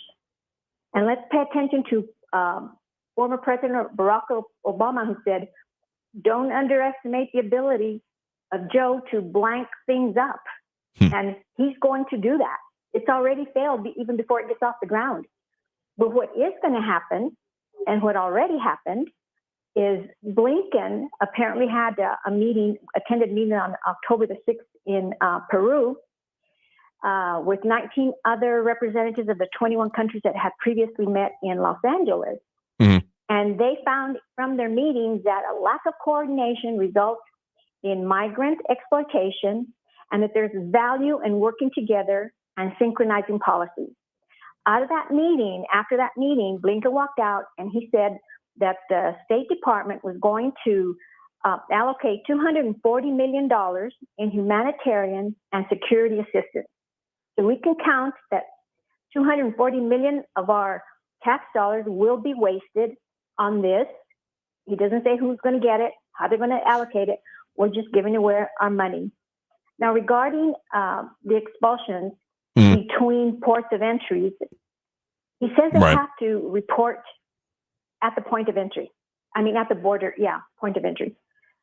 Biden has made so many exceptions to Title 42 that they're just going to keep on flowing. And my opinion is he did with Mexico what he did with OPEC, but he was successful with Mexico, whereas OPEC didn't wait to cut down production till after midterm, as they alleged that the president asked them to do. And I believe OPEC over Biden, to be perfectly honest with you. It's my belief that he also asked Mexico, because they say it's on a temporary basis and they don't have any numbers on the expulsions that they're going to accept. To me, right after the midterm, we're going to forget about this deal between Mexico and the United States and the expulsions. But look what Pelosi said, I think yesterday or today, I'm not sure what day, and I'm going to quote her, okay? She goes and she says, we all know that we must secure our borders. That's our responsibility as a country. We must also respect those seeking asylum for appropriate reasons. But we also must understand the impact of communities. Midterms, all I can say is midterms. And then I want to respond to all those Trump haters out there who are gleefully celebrating President Trump, that they're going to issue President Trump a subpoena. I don't think anybody with common sense from the very beginning that they mentioned these hearings didn't expect a subpoena of President Trump. Everybody, he says there are 2 Republicans on there. He's really fooling himself. They're not Republicans. Cheney said her main objective was to never have the president near the White House again. Now, how much hatred must somebody have that in their heart to feel that somebody, a citizen of the United States of America, could not get close to the White House. He has as much right at the White House as we do. But while they're focusing on the January 6th committee meeting, you know what?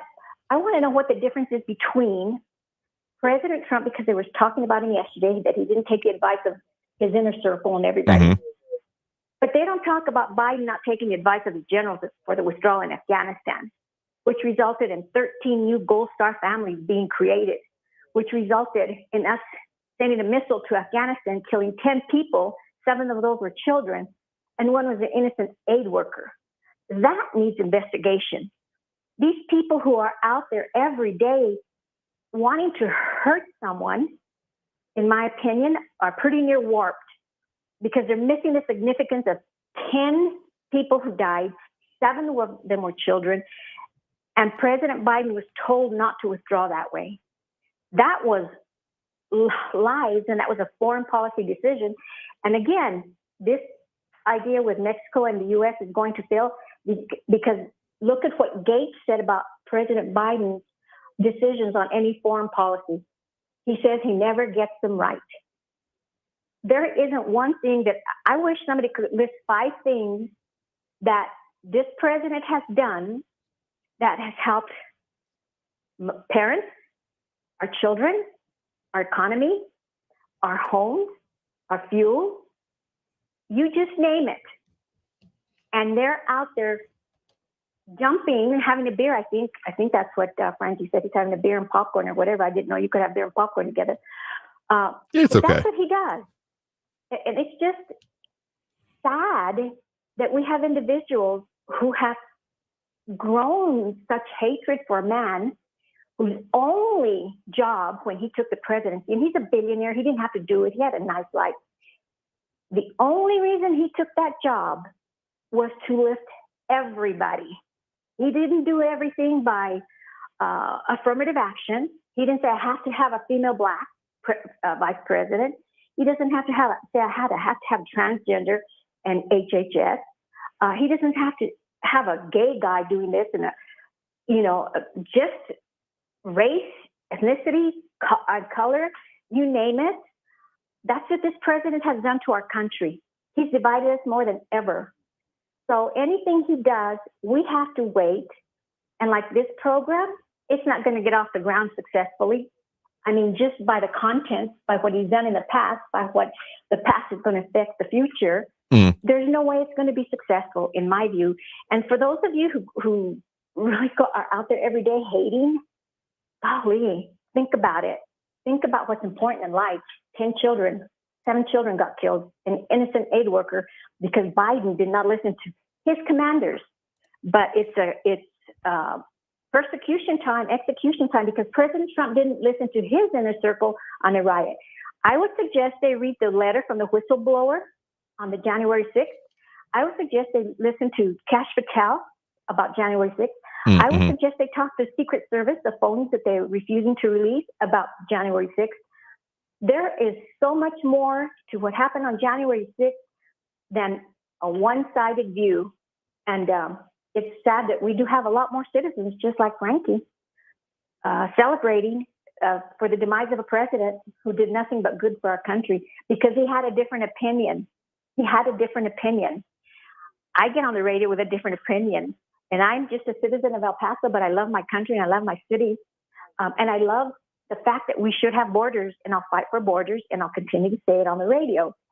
So good luck to Frank and them if things don't turn out their way, because the fall is going to be harder. If you're just objective, try to put some objectivity into what you're saying and what you're seeing and what you're hearing.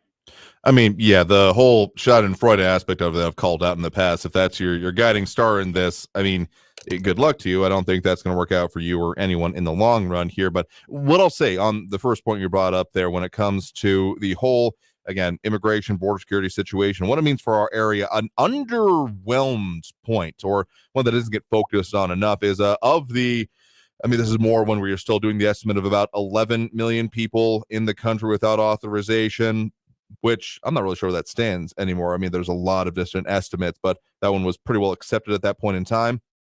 So kind of almost pre-Obama administration. Point that I'm trying to get at here is that number, I mean, a lot of it is often thought about, or at least not even, I don't think it's not put out this way, but I think a lot of people maybe like back of their mind think about it, whatever, having really analyzed it, is that about half of that number, at least half, probably the majority of it, is actually just those who came into the U.S. completely legally, but then overstayed their visas, and so therefore became in violation of law in that way, but didn't like cross the border, not subject to illegal entry in that same way. So that's, I guess, maybe a part of the concern that I would have whenever it comes to the talk about more of these temporary but non-farm worker visas, because that's been a part of it.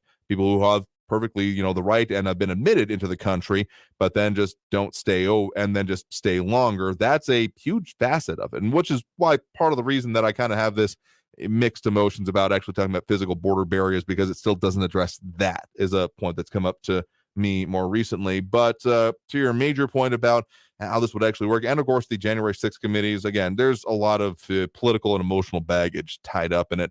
But what I'll say is that, again, well, basically what I stand by what I said last hour at this point about what the actual consequences could be at this stage of it. And that's why I think that, I think you could probably give it a coin flip odds at any given point during these committee hearings and the process of them, of whether there would be that subpoena. I will still give, again, a lot of credit to the former president's legal team in avoiding subpoenas and testifying under oath. And I think that has been further analyzed by those in control of the committee as seeing that this would be probably about their only, I've said this for a minute as well, that perjury and contempt of Congress about the only true legal repercussions available to this committee. So I think they're zoning in on that. Surprised kind of that it took this long to do it, but I mean, they've been very much focused on the whole court of public opinion and not necessarily actual like courts challenges and repercussions. So whenever it comes down to that. And also I will say that yes, you can get beer and popcorn other places in town, as RJ is also saying, beer and popcorn good. So I got to take that next break now, so thank you for the point in the call. Do appreciate it. One last point briefly if you can. Okay, this would be another item that would be great on the database, the amount of individuals being expelled. That would be good to see. Thank you, Andrew. Sure thing. Thank you for the point in the call. Do appreciate it. Tell you what I will be looking forward to see is any changes to this data and any reflections of this change in Title 42 and the enforcement happening in our area. So I'll be keeping my eyes on that. But in any case, got to take that next break now. Coming out of this break, get into more of the calls, more of the comments, more of everything we do at this point during the program. Again, that number to call is 915-544-5876, 915-544-KTSM. Back after this break with more Talk El Paso here on News Radio 690 KTSM. Stay tuned.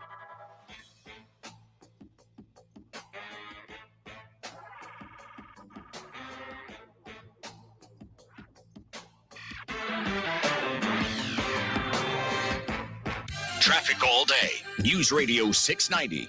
There's a minor delay from that injury accident, I-10 eastbound at the Piedra Street exit. I-10 eastbound slow from Cotton to Trowbridge with 5-minute delays. Pebble Hills westbound inside the loop at Nolan Richardson. There's an accident with police on the scene. Take Edgemere Boulevard instead. And an injury accident near UTEP at Oregon and Kirby Avenue. Kerry Edwards, El Paso traffic. News Radio 690, KTSM, and Scott Heating and Cooling want to provide a local veteran with a heating and cooling system upgrade. Tell us about a deserving veteran you know who would benefit from a free new refrigerated AC unit. Who are they? How have they positively impacted you, their families, and the community? Nominate a veteran you know today at ktsmradio.com. This report is sponsored by Audible. This fall, find everything you love listening to on Audible. From memoirs and true crime to celebrities and sci-fi, Audible is the home of storytelling, audiobooks, podcasts, and originals. Sign up for a free 30-day trial at audible.com.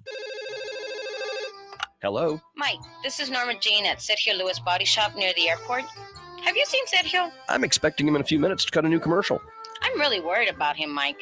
He really believes he's a poet. It's gone to his head. There's plenty of room up there. Anyways, his poetry isn't that bad. Will you please have him call the shop? Sure, Norma. That's Norma Jean. Mike, gotta go. Yee, she's feisty. Hey, Sergio, there you are. Hey, Mike, I have this great new poem. Check this out, man. Sometimes even our darkest moments are enlightening.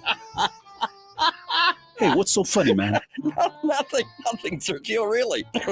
By the way, Norma Jean called. Really? What did she want? Oh, she was just telling me what a big fan she is of your poetry, Sergio.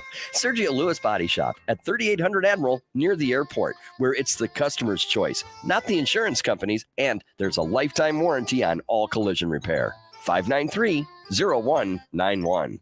Texting enrolls you into recurring automated text messages. Consent not required to purchase. Message and data rates may apply. Hey, Dan, how you doing? Haven't seen you around the gym for a while. Yeah, I've really fallen off. Since I turned 40, I just don't get the results I used to get. Could be lower testosterone. Lower T. Yeah, I went through it a while back. Once you hit 40, your body has less free testosterone. I got Nugenix Total T, and it's made a huge difference for me. I've seen that ad on TV. Is it for real? Oh, yeah. The patented key ingredient is something called Testofen, which helps boost free and total testosterone levels to help you trim up and stay lean. And it's made a difference for you? Man, I feel like I'm in my 20s again, at work, in the gym, and in the bedroom. Are they still giving out complimentary bottles for people to try it for themselves? Yeah, you just need to send them a text. Text HUNK to 42424 right now for your complimentary bottle of Nugenix Total T, the #1 selling testosterone booster at GNC. Plus, text now and we'll include a bottle of Nugenix Thermo, our most powerful fat incinerator ever, to help you get back into shape fast. Absolutely free. Text HUNK to 42424. That's HUNK to 42424. News Radio 690 KTSM El Paso. Live from the KTSM AM 690 studios, it's Talk El Paso with Andrew J. Polk. To be a part of the show, call 915-544-KTSM or follow on Facebook at facebook.com/Talk El Paso. Now here's your host, Andrew J. Polk. Thank you all so very much for joining us here for Talk El Paso, airing live on News Radio 690 KTSM. I am your host, Andrew J. Polk. Thank you for tuning in, however you may be doing so, be it on air, online, live streaming through the free and reliable iHeartRadio app. A lot of ways to chime in on the show, particularly at this point during the program. Do have that phone line open there. Just make sure you stay on the line or got a clear connection. At least one report we had of someone having difficulty connecting today. We seem to be up, taking the phone calls all right, but if you have any other issues, just let us know. Shoot us a message. We're in all those places in order to make it the most accessible to you all. So, do whatever works the best for you. But in the meantime, a lot of comments coming in, and we'll keep those going, including RJ suggesting that Barbara, when it comes to beer and popcorn, I guess needs friends in low prices, and happy to oblige with suggestions. Choose friends wisely. And Kathy Coulter suggesting a black and tan with barbecue chips. I'll have to try that one for myself. I'm not quite able to resolve those flavor profile ideas in my mind, but to be honest, I don't drink that many black and tans. I drink the, let's just call it the drink that will get you beat up if you order in a bar in Ireland, but that you can take the extrapolation from there. Any case, get back to those phone lines again. The number to call, 915-544-5876-544-KTSM. We do have Andrew on the west side with us right now. Andrew, thanks for joining us. Yes, thank you very much, Andrew. Basically, what Barbara said, I have to agree with her 100%. It comes as no surprise also that this close to the midterms, Biden would come out with a modification to Title 42. I believe it, yeah. Yes. My next question would be to the Biden administration, when are we going to get our money here in El Paso for the $6 million we've already spent? Or the $10 million and change, or the calculations keep fluctuating on what actually might be or might not be reimbursable, or the $2 million that was supposed to be already on the way. Complicated, yes, and I'd love to see maybe a little bit more answers on those, particularly if there have been local conversations with some federal officials, but particularly like, Mayorkas and such things. Yes, agreed. Now, for reference to January 6th, I saw the hearings today, and believe me, nothing new is. It's no surprise to me as what comes out. But if I were Trump, I would definitely take the 5th, because they are basically trying to get him into a contempt of Congress and a perjury trap, and they are wanting to get him indicted at some point. So it comes as no. It worked for Lois Lerner. She took the 5th. And he complies with the subpoena. Hey, I appeared before Congress, but I took the 5th. I'm not going to answer any further questions, based on that. Again, that I am sure that is what his legal advisors are telling him. But just noting the character of the former president, I know that will be a difficult move for him to pull off entirely without saying at least something. He's not exactly known for not expressing himself. Agreed. Yes, granted. And I would like to see more local issues discussed, but this seems to be a recurring thing between Frankie and that Raul fellow. But then again, all I can say about Frankie is I think his cat has more common sense than he does. But I turn the mic over to you, Andrew. Sure thing. Appreciate the point in the call. You have a good one there. Take care. And one comment that came in via email, didn't ask the person if they want me to say their name, so I'll just reference it, asking about congressional polls for this district, or really, honestly, most of the districts in our area. And that often is a frustration I have. So it's often thought of that polls exist everywhere, right? I mean, that's what a lot of people consider, that opinion polls, people doing polls. But here's the thing about polling. It's actually pretty difficult to do and takes a lot of concentrated effort. And honestly, that's why you see a lot of, particularly the statewide ones that we've been referencing, tend to come out of educational institutions where they have this whole workforce of, students or, underpaid undergraduates or graduate advisors kind of things. So that's why they tend to do them. And honestly, local polling efforts, I'm aware of one consistent one in our area, the We Fill in the Blank project that was at Coronado High School, that kind of suspended over the last couple of years due to pandemic related things, etc. So, and it was even then, it was mostly exit polling. So not so much what is going up into election day, but what do the results of election day seem like they will be? It's often an academic exercise. So not going to say this is 100% the answer to the question, again, got via email, but what I will say is available, and some of the things that we end up referencing is more of it's not exactly polling, but it's handicapping. It's what experts who watch polls and watch the movement of these things tag a race as, tag it as what it is likely to be. So I know that like Politico, 538 and other major national ones tend to use the, safe, likely, leans, or toss up, and either Democrat or Republican on all of those scales. So it goes from either, safe Democrat, likely Democrat, leans Democrat, toss up, leans Republican, likely Republican, safe Republican, in that order. And some of the interesting ones, at least from a little bit earlier this month, some of those seats that we were talking about in terms of the Texas, the congressional districts 15, 28, and 34, the 15th is now looking likely Republican, particularly since there's been that removal of the extra funding coming in from the national PACs. The 28th, currently held by Cuellar, put as leaning Democrat, and the 34th congressional district held by Flores as toss-up was previously leaning Democratic. And some of that polling at that point, or again, handicapping more accurately, putting as governor races, of course, held by Texas incumbent governor Republican Greg Abbott as a likely Republican. So a little bit past just the leaning phase, but of course, we'll keep our eye on that. So that's a long way to say that's kind of the closest we're getting towards actual polling, because again, actual polling is expensive, time consuming, and honestly, I'm just not aware of anyone in the local region that's been really interested to do that. Again, as you get higher up in the more prominent races, top of the ballot kind of things, they tend to be more. And you may think like, well, representatives, aren't those very high profile? Yeah, but if there was, I know that there has been at various points of time a kind of bootstrapped effort to try and have like an El Paso press club or things like that. I've attended a meeting or two over my time. It's just never really gotten there. Ideally, it would be, a way of airing grievances, clearing the air, working on common efforts such as polling between many of the different, news organizations in town. But given that doesn't, I'm not aware of it anyway. So hit me up if y'all are doing this kind of stuff. I would love to talk to you all about it, but it just kind of doesn't exist. And it's that kind of organization, at its very least, that takes that kind of work here.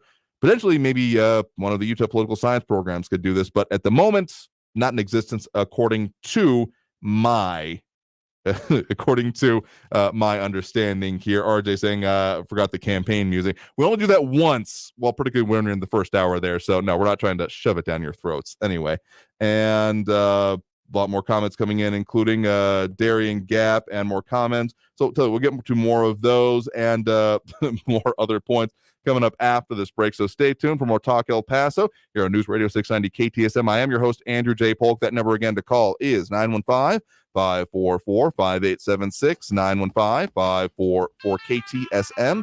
Back after this break with more Talk El Paso on News Radio 690 KTSM. Don't go anywhere.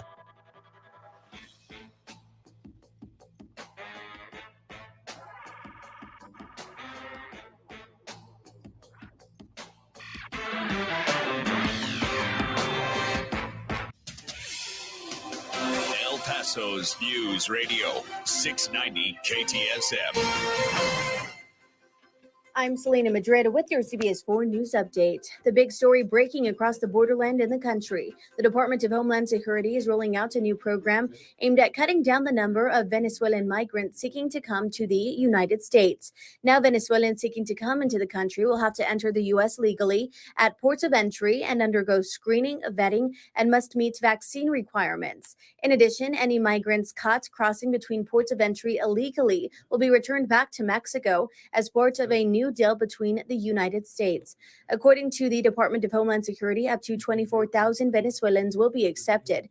DHS says in August, more than 55,000 migrants encountered at the border were from Venezuela, Cuba, or Nicaragua. That's a 175% increase from last August. Homeland Security says the new policy goes into effect immediately. They are also launching a campaign in Venezuela to inform the people about this new policy. I'm Selena Madrid with your CBS 4 News Update. News Radio 690. Traffic all day. I-10 eastbound just got a little slower. An accident I-10 eastbound at the Cotton Street exit is blocking the left lane and causing a backup to North Mesa Street. I-10 eastbound between Cotton and Trowbridge is slow with 8-minute delays. On the 54 Patriot southbound at Sean Haggerty, a white Cadillac Escalade is blocking the left shoulder, and an accident inside the loop on Pebble Hills westbound at Nolan Richardson. Carrie Edwards, El Paso traffic.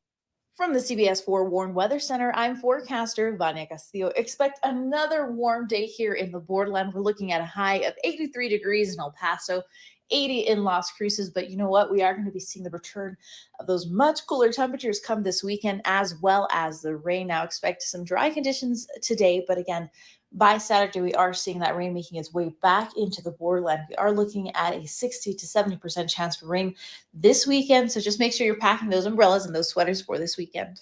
This report is sponsored by Indeed.com. As the leaves change, leave the hiring to Indeed. Their all-in-one hiring platform helps you attract, interview, and hire candidates all from one place. And Indeed's interview tool lets you schedule and conduct virtual interviews right from their website. Visit Indeed.com/credit. Hi guys, it's Andrew with Northbrook Medical Clinic. Are you struggling with erectile dysfunction and sick of the pills? Well, we now have a major medical breakthrough you are going to want to hear about. The wave technology at Northbrook Medical uses gentle pressure waves to repair and open up blood vessels.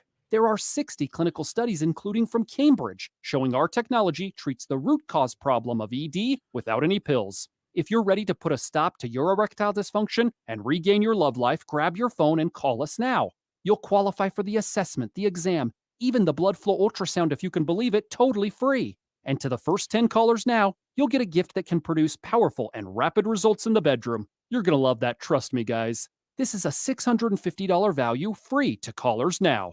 915-529-9000. That's 915-529-9000. Guys, put a stop to your erectile dysfunction and get your love life back. Call Northbrook Medical Clinic now to qualify. 915-529-9000. For the local issues and discussion you won't get anywhere else, turn to Talk El Paso, weekdays at 4 right here on News Radio 690 KTSM, brought to you in part by the El Paso Community Foundation. Sound off on what matters to you, Monday through Friday, 4 to 6 p.m., and let's talk El Paso. This fall, find everything you love listening to on Audible. From memoirs and true crime to celebrities and sci-fi, Audible is the home of storytelling, audiobooks, podcasts, and originals. Sign up for a free 30-day trial at audible.com. This report is sponsored by Audible. El Paso's News Radio 690 KTSM.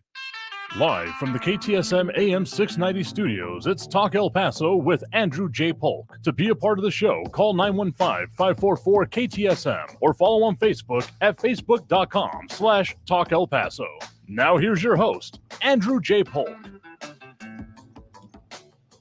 Thank you all so very much for joining us here for Talk El Paso, airing live on News Radio 690 KTSM. I'm your host, Andrew J. Polk.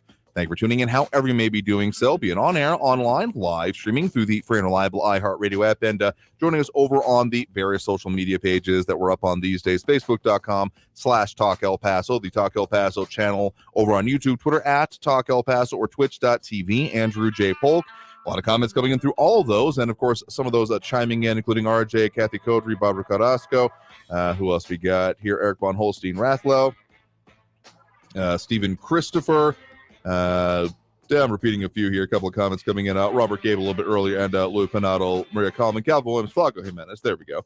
Robbie Flores. Dropping those likes and reacts. We do appreciate a few people on there as well, including most recently Sandy McDonald, but also Calvin Williams, Ion Grimm, Ida Beza Gardner, James Holmes, Ed Clore, Robbie Flores, Monica Cervantes, and I want to say them what one we're missing there may be doesn't always show up totally correctly, but I think it's Flaco Jimenez, if I didn't say that right. But in any case, keep those going over there, and some of those comments, including coming from Barbara about the Darien Gap, talking about with some of those that pass through that area, and particularly the way U.S. policy deals with this, and idea of using it for political gain. RJ asking, won't give us oil. I'm out of Astrid, not trying to understand what's going on right now, and calling it, yeah, I mean, I kind of long expected that this would be the third term kind of warmed over policy, at the very least, from the Obama administration, and that's kind of been my frustration. There hasn't been a lot of new policy, particularly on the border, but in any case, of course, I keep talking about that here. And I realized I kind of left y'all in unintentional suspense from the last segment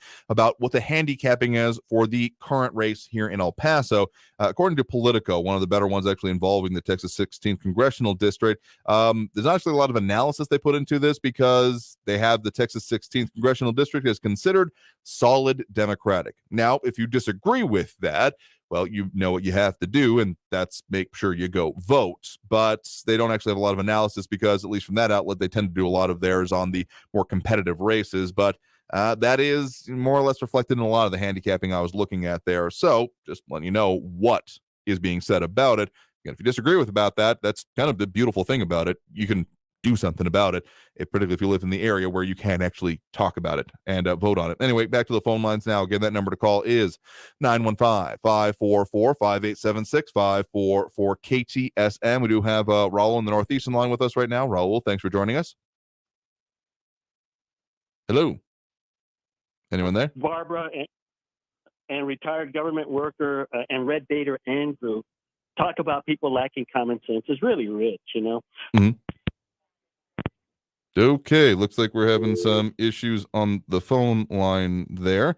We'll try to get to that one again later if you want to, but we're not dropping anyone from the calls. If we end a call, I try to make it very clear of why we've ended it, or I say like goodbye, things like that. So we can try again later. Again, the number to call is 915-544-5876, 544-KTSM. Let's get to another call on the line here. We do have Kevin on the east side with us right now. Kevin, thanks for joining us. Thank you, Andrew. I had just a short request for some people who call in. Very interesting comments they make, but they must remember that there are other people who are trying to do the same thing, and to keep their comments and questions a little bit shorter, and it would help, I believe. That's all I got.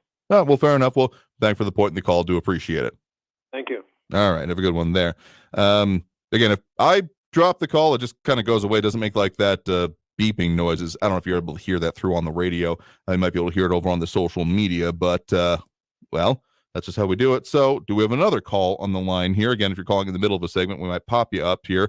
And again, the number to call is 915-544-5876, 544-KTSM.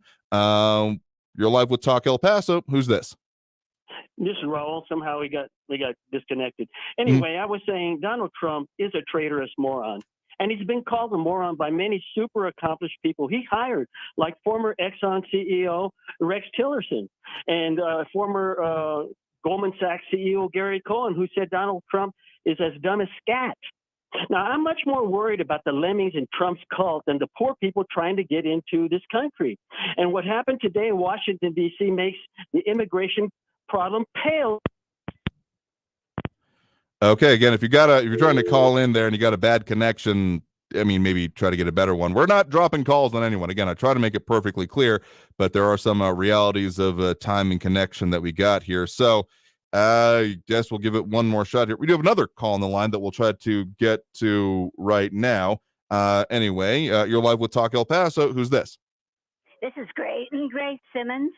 Hey there, Grace. What's on your mind? Just about immigration. Go for it. Why in the heck are they letting them in? And Trump isn't dumb. I just heard that other guy say something. He's the only one that has a head on his shoulder. So what the part of the process we're talking about now is the change in Title 42 that's going to be affecting it here. But if you want to go back to like more core parts of the law here and why there isn't just kind of immediate expulsions happening like Title 42, essentially there's some interaction with asylum laws. The U.S. is a signatory. Is Title 42 just for people from Venezuela or all of the illegals? It's a more complicated question than I think you intended, but it's going to be increasingly now used for those of Venezuelan points of origin.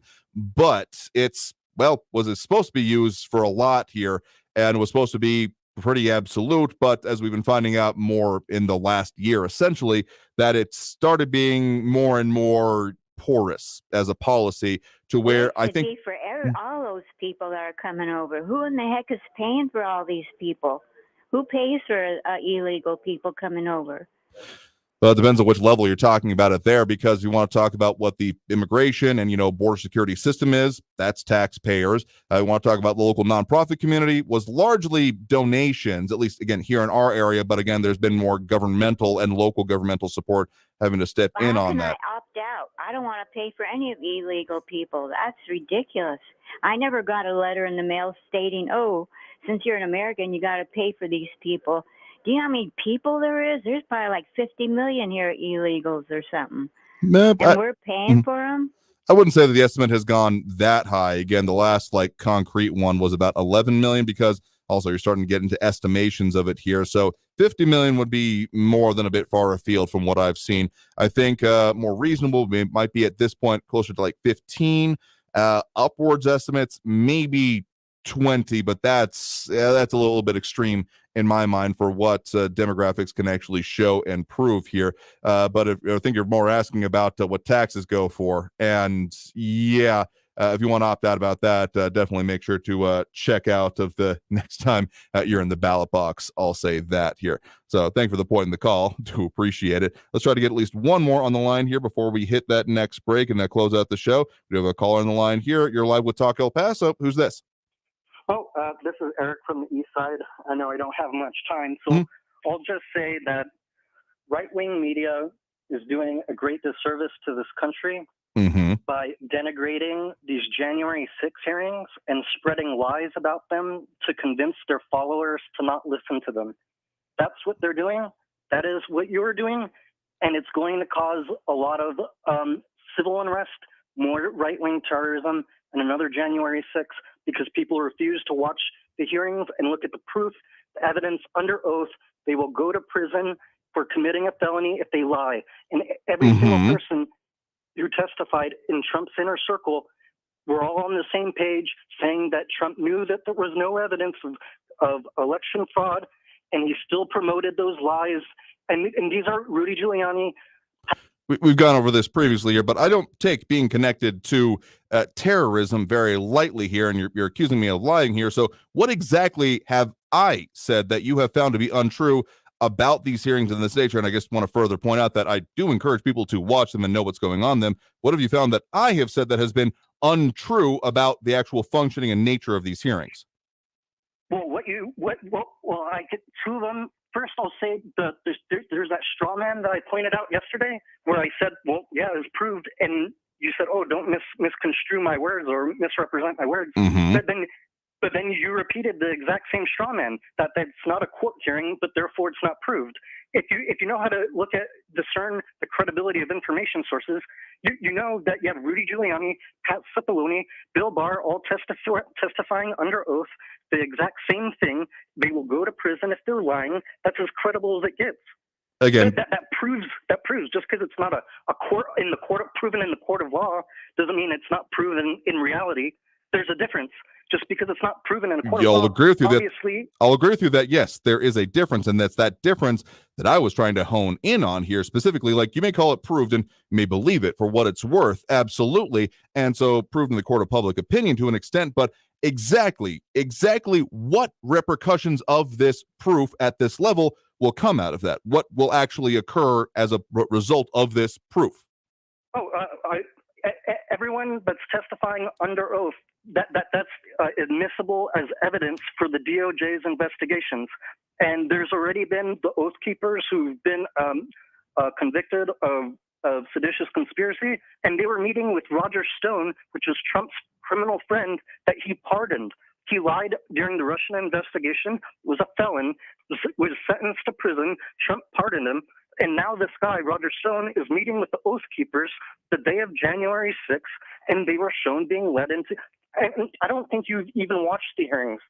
Oh, I've definitely watched the hearings. I haven't done it exclusively because, I mean, we got a lot of local stuff we try to talk to about here. And that's, I guess, why I bristle a little bit whenever you talk about right-wing media. Anytime someone says like media and tries to lay any level of media in my lap as responsibility, I take no claim or responsibility for anything else anyone else is saying. I mean, of course, we have other hosts on our station we trust to take care of their subjects, but we try to talk about the local issues. So, well, and say I've been exhausted more slavishly watching them, but yeah, I'm definitely watching the highlights and the major points, and when I'm able to tune into the actual live coverage of it. But let me say this, that the point I have been making is that there may be subsidiary actual investigations, but to call these as being like, well, it's over for him would be absolutely jumping the gun, because even if you consider these things proved, as you clearly do, then there is absolutely another process that has to happen that will involve a court. So that's why I kind of disagree with it saying that this has been proved, because I kind of take it the way that people use,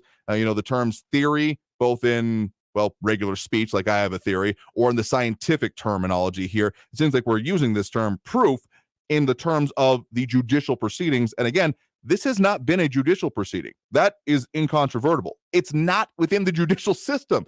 It's a legislative system, and the legislative process, they can find out information, they can gather it, and sure, some of it is potentially going to be able to be used within other judicial proceedings. But to say that this proves it and therefore there will be direct consequences solely from this would be incorrect.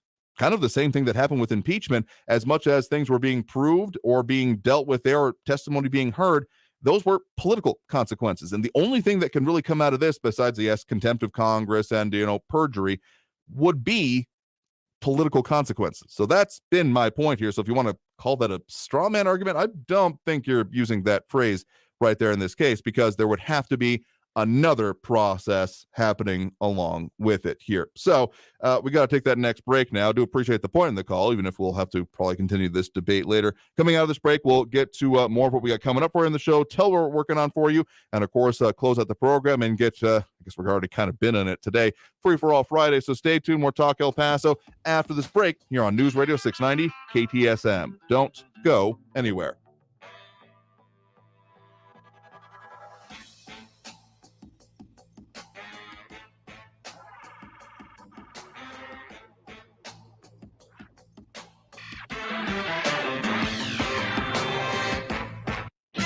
Traffic all day. News Radio 690. A crash on I-10 eastbound at the Cotton Street exit is blocking the left lane. I-10's already slow from Cotton to Trowbridge with 5-minute delays. On the 54 Patriot southbound at Sean Haggerty, a stalled vehicle is blocking the left shoulder. An accident reported red eastbound at the I-10. And police responding to a crash on North Dyer at Diana. Carrie Edwards, El Paso traffic. This report is sponsored by Audible. This fall, find everything you love listening to on Audible. From memoirs and true crime to celebrities and sci-fi, Audible is the home of storytelling, audiobooks, podcasts, and originals. Sign up for a free 30-day trial at audible.com. Politicians have led us down the wrong path. Record inflation and cost of living, unsafe border communities, a war on oil and gas jobs. Enough is enough. Catherine Parker will uphold our Texas values. A successful businesswoman and rancher, Catherine Parker will lower inflation and our cost of living. Catherine Parker will work to permanently lower your property taxes. Catherine Parker will stand up to the radicals who threaten our values and put our families in harm's way. Catherine Parker will secure our border communities and fully fund border security. Catherine Parker will stand with law enforcement and against those who want to defund our police, because our communities deserve to be safe. And Catherine Parker will defend the oil and gas jobs that power our communities. Truth, freedom, prosperity. Vote Catherine Parker for District 74 on November 8th. Political ad paid for by Catherine Parker Campaign. Texting enrolls you into recurring automated text messages. Consent not required to purchase. Message and data rates may apply. Hey, Dan, how you doing? Haven't seen you around the gym for a while. Yeah, I've really fallen off. Since I turned 40, I just don't get the results I used to get. Could be lower testosterone. Lower T. Yeah, I went through it a while back. Once you hit 40, your body has less free testosterone. I got Nugenix Total T, and it's made a huge difference for me. I've seen that ad on TV. Is it for real? Oh, yeah. The patented key ingredient is something called Testofen, which helps boost free and total testosterone levels to help you trim up and stay lean. And it's made a difference for you? Man, I feel like I'm in my 20s again, at work, in the gym, and in the bedroom. Are they still giving out complimentary bottles for people to try it for themselves? Yeah, you just need to send them a text. Text HUNK to 42424 right now for your complimentary bottle of Nugenix Total T, the #1 selling testosterone booster at GNC. Plus, text now and we'll include a bottle of Nugenix Thermo, our most powerful fat incinerator ever, to help you get back into shape fast, absolutely free. Text HUNK to 42424. That's HUNK to 42424. New volunteer training at the Children's Grief Center starts Saturday, October 15th and 22nd from 9 a.m. to 5 p.m. Both days are required. You will train to be a group facilitator leading support groups for children, teens, and adults to assist children and families to heal through loss. There is a $25 criminal background check fee. Volunteers most suited for our mission will be accepted. Call 532-6004 for a reservation or email alice@cgcelpaso.org. The Children's Grief Center looks forward to hearing from you. News Radio 690 KTSM. Live from the KTSM AM 690 studios, it's Talk El Paso with Andrew J. Polk. To be a part of the show, follow on Facebook at facebook.com/Talk El Paso. Now here's your host, Andrew J. Polk. Thank you all so very much for having joined us here for Talk El Paso, airing live on News Radio 690 KTSM. I'm your host, Andrew J. Polk. Thank you for tuning in, however you may have been doing so. Get on air, online, live streaming on the free and reliable iHeartRadio app, or on our many social media pages, Facebook, YouTube, Twitter, and Twitch. A lot of comments have come in there. So just for brevity's sake, those leaving those likes and react, we appreciate, because it helps make it so that people can see, get involved with, add to the discussion as we have it, involved in things involving us here in the borderland. Sandy McDonald, Calvin Williams, Ion Grimm, Ida Besa Gardner, James Holmes, Ed Clore, Robbie Flores, Monica Cervantes, and Flaco Jimenez.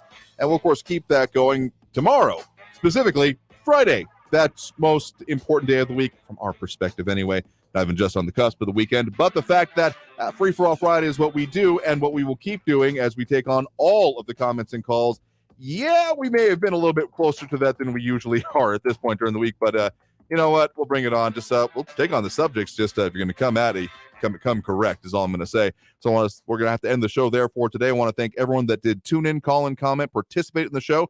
We got a lot more candidates and a lot of other things that we're going to be coming up for you again, basically through Election Day and all the stuff that goes with it. So in the meantime, stay safe out there. Look twice for motorcycles when out on the road, and have a great evening, y'all. We'll see you tomorrow. Traffic all day. News Radio 690.